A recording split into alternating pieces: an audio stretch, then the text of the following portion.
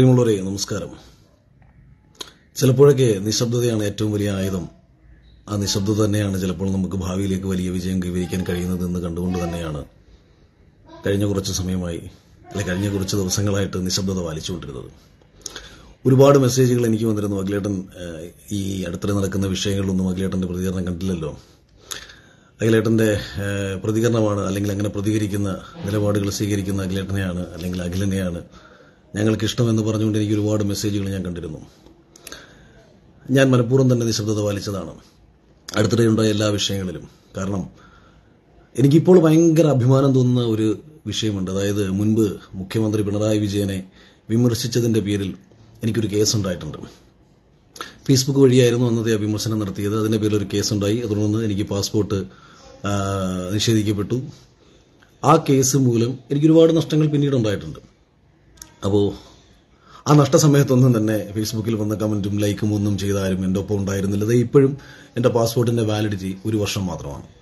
അപ്പോൾ ഈ 1 വർഷത്തെ പാസ്പോർട്ടിന്റെ വാലിഡിറ്റി കൊണ്ട് ഇപ്പോഴും നഷ്ടങ്ങൾ ഉണ്ടായിട്ടുണ്ട്. കാരണം US-ലും കാനഡയിലും ഒക്കെ വന്ന പല പ്രോഗ്രാമുകളും എനിക്ക് വേണ്ട എന്ന് വെക്കേണ്ടി വന്നിട്ടുണ്ട്. യൂറോപ്പിലൊക്കെ വന്ന പല പ്രോഗ്രാമുകൾ വേണ്ടെന്ന് വെക്കേണ്ടി. എൻ്റെ വ്യക്തിപരമായ നഷ്ടങ്ങളെക്കുറിച്ച് പണ്ടും ചിന്തിച്ചിട്ടില്ല, ഇപ്പോഴും ചിന്തിക്കുന്നില്ല. എത്ര വലിയ നഷ്ടങ്ങൾ ഉണ്ടായാലും നാടിനും മറ്റുള്ളവർക്കും വേണ്ടി സംസാരിക്കാനും അല്ലെങ്കിൽ അവർക്ക് വേണ്ടി പ്രവർത്തിക്കാനും കഴിയുന്നതിലുള്ള സന്തോഷം എനിക്ക് ഏറ്റവും വലിയ സന്തോഷമായിട്ട് എപ്പോഴും കാണുന്ന ഒരാളാണ് ഞാൻ. പക്ഷേ എന്തിന് ഈ മനുഷ്യൻ അരണയേക്കാളും മോശം ജീവിയായി മാറുന്ന ഒരവസ്ഥയുണ്ട്. ഞാൻ അരണ എന്ന് ഉദ്ദേശിച്ചത് മനുഷ്യന്റെ മറവിയാണ്. കഴിഞ്ഞ ഇടതുപക്ഷ സർക്കാർ അധികാരത്തിൽ വരാനുണ്ടായ ഒരു വലിയ റീസണായിരുന്നു ബാർ കോഴ വിവാദം. കെ.എം. മാണിക്കെതിരെ ആഞ്ഞടിച്ച് ഇടതുപക്ഷ സർക്കാർ കോൺഗ്രസ് സർക്കാരിനെതിരെ ഉണ്ടാക്കിക്കൊണ്ടുവന്നൊരു വലിയ വിവാദവും അതിനെ തുടർന്ന് ഇവർ അധികാരത്തിൽ വരുന്ന സമയത്ത് മദ്യവർജനം നിരോധിക്കുമെന്നൊക്കെ പറഞ്ഞു തുടങ്ങിയ സർക്കാർ. അപ്പോൾ അതായത് 5 വർഷം ആദ്യത്തെ ഇടതുപക്ഷ സർക്കാരിന്റെ ആദ്യത്തെ 5 വർഷം നിങ്ങളൊരു പുല്ലും ഓർത്തിരുന്നില്ല. നിങ്ങൾ അങ്ങനെ ഓർത്തിരുന്നുണ്ടെന്നുണ്ടെങ്കിൽ ഒരിക്കലും കമ്മ്യൂണിസ്റ്റ് സർക്കാരിന് വീണ്ടും അധികാരത്തിൽ വരാൻ കഴിയില്ല. കാര്യം അത്രയും മോശം സർക്കാർ തന്നെയായിരുന്നു ആദ്യത്തെ. ഇവിടെ ചിലർ പറയുന്നേക്കളാം ആദ്യത്തെ ഇടതുപക്ഷ സർക്കാർ എന്തോ ഇവിടെ മലമറിച്ചു, ഇപ്പോഴത്തെയാണ് സഹിക്കാൻ കഴിയാത്തതെന്ന്. ഒന്നുമല്ല. അപ്പം നിങ്ങൾ ആലോചിക്കണം, മാണിക്കെതിരെ ഉന്നയിച്ച ഒരു ആരോപണം അന്നത്തെ പ്രധാനപ്പെട്ട വിഷയങ്ങളൊന്നായ ബാർ ആലോചിക്കുമ്പോൾ ഈ ബാറുകളെല്ലാം തുറന്നു കൊടുത്തവൻ കാശ് വാങ്ങിയോ ഇല്ലയോ എന്ന് ഇവിടെ എത്ര പ്രതിപക്ഷ സ്വരങ്ങൾ ഉയർന്നു കേട്ടു. ബാർ അടച്ചു പൂട്ടാൻ കാശ് വാങ്ങുന്നതിനേക്കാളും കൂടുതൽ കാശ് എന്തായാലും ബാർ തുറന്നു കൊടുക്കാൻ വാങ്ങുമല്ലോ. നിങ്ങളൊരു ബിസിനസ് തുടങ്ങുമ്പോൾ ഞാനൊരു മന്ത്രിയാണെന്നുണ്ടെങ്കിൽ ഞാനത് അടച്ചു പൂട്ടുന്നതിന്റെ പേര് നിങ്ങൾ എനിക്ക് പൈസ തരുമോ? അതേസമയം ഞാൻ അടച്ചു പൂട്ടിയ സാധനം ഞാൻ തുറന്നു തരാം, കാരണം അപ്പോഴാണ് നിങ്ങൾക്ക് ലാഭമുണ്ടാകുന്നത്. അപ്പോൾ അന്ന് കേരളത്തിലെ സകല ബാറുകാരുടെ കയ്യിൽ നിന്നും കാശ് വാങ്ങി അത് തുറന്നു കൊടുത്ത് കേരളത്തിലെ ജനങ്ങളെ കൂടുതൽ കുടിപ്പിച്ച് ഒരു മനുഷ്യൻ മദ്യപിച്ച് തുടങ്ങുമ്പോൾ അവന്റെ ഇല്ലാതാകുന്നത് അവന്റെ ശരീരം, അവന്റെ സമാധാനം, അവന്റെ സ്വസ്ഥത, സ്വാഭാവികമായും കുടുംബത്തിന്റെ ഭദ്രത, കുട്ടികളുടെ വിദ്യാഭ്യാസം തുടങ്ങി ഒരു കുടുംബത്തിന്റെ വലിയ വലിയ നഷ്ടങ്ങൾ ഉണ്ടാക്കുന്ന എല്ലാ കാര്യങ്ങളും ചെയ്തു തുടങ്ങിയ ഒരു സർക്കാരായിരുന്നു അന്നത്തെ ഇടതുപക്ഷ സർക്കാരിന്റെ ആദ്യത്തെ കാലഘട്ടം. അതിനുശേഷം ജിഷ്ണു പ്രണോയി എന്ന് പറയുന്ന ഒരു ചെറുപ്പക്കാരൻ ഇദ്ദേഹത്തിന്റെ വിഷുക്കണിയൊക്കെ ഒരുക്കി ഇദ്ദേഹത്തെ കണിയൊക്കെ കണ്ട സമയത്ത് ഈ ചെറുപ്പക്കാരനെ പോലീസ് അടിച്ചു കൊന്നു. ഈ അടിച്ചു കൊന്ന മകൻ നഷ്ടപ്പെട്ട അമ്മ തിരുവനന്തപുരത്ത് പ്രതിഷേധിക്കാൻ പോയി. തിരുവനന്തപുരത്ത് പ്രതിഷേധിക്കാൻ പോയ ഈ അമ്മയ്ക്ക് കുറച്ചുപേർ പിന്തുണ കൊടുത്തു. പിന്തുണ കൊടുത്ത ആൾക്കാരെ അദ്ദേഹം പിടിച്ച് ജയിലിലിട്ടു, 7 ദിവസം ജയിലിലിട്ടു. ഞാൻ അന്ന് ആ സമയത്താണ് പ്രതിഷേധിക്കുന്നത്. കാരണം പിണറായി വിജയൻ എന്റെ അതിർത്തി മാറ്റിയിട്ടില്ല. പ്രത്യക്ഷത്തിൽ എനിക്ക് കമ്മ്യൂണിസ്റ്റ് സർക്കാരുടെ ഭാഗത്തുനിന്ന് എനിക്ക് പേഴ്സണലി ഈ പറയുന്ന കണക്ക് നഷ്ടങ്ങളൊന്നുമില്ല. പക്ഷേ കേരളത്തിൽ ഒരു സമരത്തിന് പിന്തുണ കൊടുത്തു. ഇപ്പം നടന്നത് സമരത്തിനെ അടിച്ചമർത്താൻ നോക്കിയതാണ്. നമ്മൾ കഴിഞ്ഞ ദിവസം യൂത്ത് കോൺഗ്രസിനെ തലയടിച്ചു പൊട്ടിച്ച വിഷയം നമ്മൾ കണ്ടത്.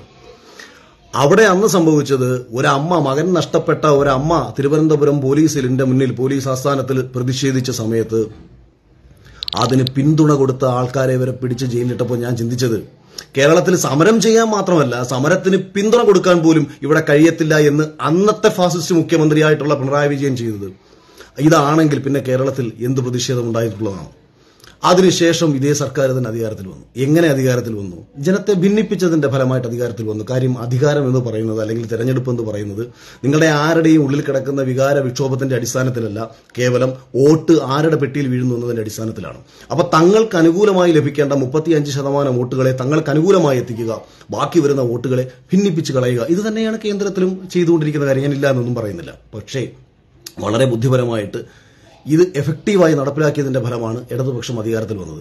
അപ്പോൾ ഇന്ന് അടുത്തിടെയായിട്ട് നടക്കുന്ന വിഷയങ്ങൾക്കെല്ലാം വെച്ചിട്ട് എല്ലാവരും പറയുന്ന ഒരു കാര്യം, ഇനി ഈ സർക്കാർ ഒരിക്കലും അധികാരത്തിൽ വരത്തില്ല. നിങ്ങൾക്ക് എങ്ങനെ ഉറപ്പിച്ച് പറയാൻ കഴിയും?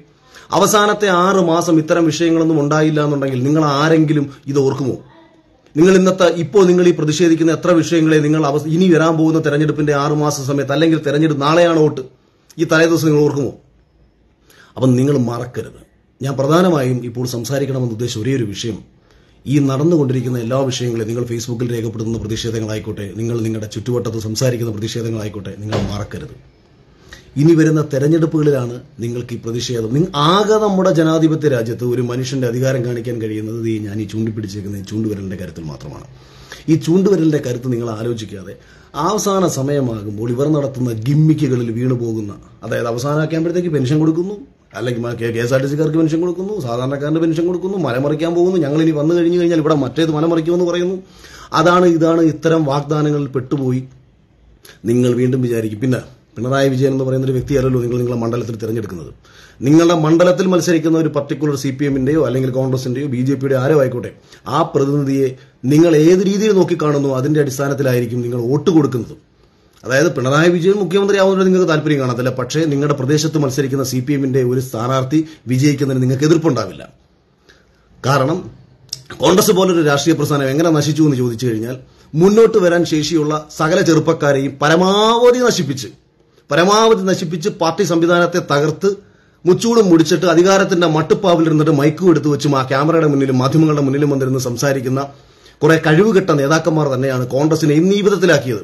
ഇപ്പൊ ചോദിക്കും, യൂത്ത് കോൺഗ്രസുകാർ അവിടെ നവകേരള സദസ്സിൽ പ്രതിഷേധിക്കാൻ പോയി, DYFIക്കാരെടുത്തിട്ട് അടിച്ചില്ലേ? എന്താ തിരിച്ചടിക്കാത്തത്? എന്താ നീയൊക്കെ അടി കൊണ്ടുകൊണ്ട് നാടുപാടും കിടന്ന് ഓടാതെ അടിയിടാ തിരിച്ച്. എന്തിനാണ് ഈ പരാതി പറഞ്ഞുകൊണ്ട് മറ്റുള്ളവരുടെ മുമ്പിൽ കിടന്ന് കരയുന്നത്? പോലീസല്ലല്ലോ അടിച്ചത്. രാജ്യത്തെ നിയമം കയ്യിലെടുക്കാൻ, സംസ്ഥാനത്ത് നിയമം കയ്യിലെടുക്കാൻ ശേഷിയുള്ളത് കേരളത്തിലെ പോലീസുകാർക്കാണ്. പോലീസിനെ തിരിച്ചടിച്ചാൽ പറയാം, ശരി അത് മോശമാണെന്ന് പറയാം, കാക്കിയിട്ടൊരു ഉദ്യോഗസ്ഥൻ അവന്റെ ഡ്യൂട്ടി ചെയ്യുമ്പോൾ നിങ്ങൾ തിരിച്ചു ഉപദ്രവിച്ചു എന്ന് പറയാം. ഇതൊന്നുമില്ലാത്ത അവിടെ ഭാഗമാകേണ്ടത് സർക്കാരിന്റെ പരിപാടി എന്നാണ് മുഖ്യമന്ത്രി പറഞ്ഞത്. സർക്കാരിന്റെ പരിപാടിയാണെന്നുണ്ടെങ്കിൽ DYFI അവിടെ പ്രൊട്ടക്ഷൻ എടുക്കേണ്ട കാര്യമില്ല. പാർട്ടി പരിപാടിയാണെന്നുണ്ടെങ്കിൽ അദ്ദേഹം ഒരു തെറ്റുമില്ല. അപ്പോൾ പാർട്ടി പരിപാടി അല്ലാത്തൊരു പരിപാടിയിൽ DYFIക്കാരന്റെ അടിയും കൊണ്ടിട്ട് വഴി കിടന്ന് മോങ്ങാതെ തിരിച്ചടിക്കടാ. ഇനി നീ അടികൊണ്ട ഓരോരുത്തർക്കും വേണ്ടിയിട്ട് ഫേസ്ബുക്കിൽ പോസ്റ്റ് ഇടുന്ന ഒരുവൻ എന്ത് സപ്പോർട്ടാണ് നിങ്ങൾക്ക് തരുന്നത്? ഒരു സപ്പോർട്ടും അല്ല. ഇവിടെ ഇസ്രായേലും പാലസ്തീനും തമ്മിൽ വിഷയം വന്ന സമയത്ത് പലരും എന്നോട് ആ സമയത്തും ചോദിച്ചു, അഖിലേട്ടാ എന്താ ഞാൻ പിന്തുണ പ്രഖ്യാപിക്കുക, എന്ത് പ്രയോജനം? ഞാൻ പാലസ്തീന് പൂർണ്ണ പിന്തുണ കൊടുക്കാം, അല്ലെങ്കിൽ ഇസ്രായേലിന് പൂർണ്ണ പിന്തുണ കൊടുക്കാം, എന്ത് പ്രയോജനം? അവിടെ കിടന്ന് അടികൊള്ളുന്നവനും അവിടെ കിടന്ന് ജീവൻ നഷ്ടപ്പെട്ടവനും കുടുംബമില്ലാതാവുന്നവനും പെരുവഴിയിലാക്കപ്പെട്ട അനാഥ കുട്ടികൾക്കും വേണ്ടിയിട്ട് ഇവിടുത്തെ ഇടതുപക്ഷ സർക്കാർ എന്ത് ചെയ്യുന്നു? നീയൊക്കെ വണ്ടി വിളിച്ച് ഇസ്രായേലിൽ പോടാ, അവിടെ പോയി കിടന്ന് സപ്പോർട്ട് കൊടുക്കുക, പാലസ്തീനിൽ പോയി സപ്പോർട്ട് കൊടുക്കണം. ഇപ്പൊ എന്റെ അയൽപ്പക്കത്ത് എന്റെ ഒരു സുഹൃത്ത്, ഞാനിപ്പോ ഉദാഹരണത്തിന് ഞാൻ ദുബായിൽ നിൽക്കുകയാണ്, അല്ലെങ്കിൽ ഞാൻ കണ്ണൂർ നിൽക്കുകയാണ്, കൊട്ടാരക്കരയിൽ എന്റെ ഒരു സുഹൃത്ത് വിളിച്ചു, അളിയാ ഒരു രക്ഷയില്ല, അയൽക്കാരൻ എന്നെ വീട്ടിൽ കയറി അടിച്ചുകൊണ്ടിരിക്കുക, ഉണ്ടാ ഞാൻ പിറ്റേന്ന് ഫേസ്ബുക്കിൽ പോസ്റ്റ് ഇടുക. എന്റെ അയൽക്കാരൻ കാണിക്കുന്ന മര്യാദകേടിനോട് എനിക്ക് ഒരു രീതിയിൽ യോജിക്കാൻ കഴിയുന്നില്ല. അവയും തെമ്മാടിത്തരം അവസാനിപ്പിക്കണം. ഞാൻ പൂർണ്ണ പിന്തുണ എന്റെ സുഹൃത്ത്